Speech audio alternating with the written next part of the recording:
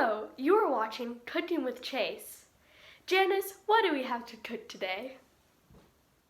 Here you go, Chase. Thank you, Janice.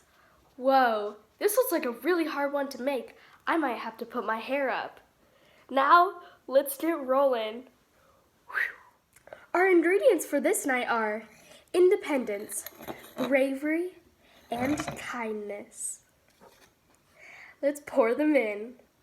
So first we have independence. We're gonna need a lot of that. Second, we have bravery. Woohoo! And then we have kindness.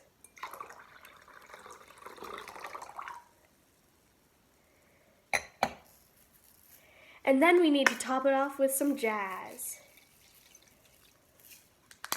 And then we have my super funky mom.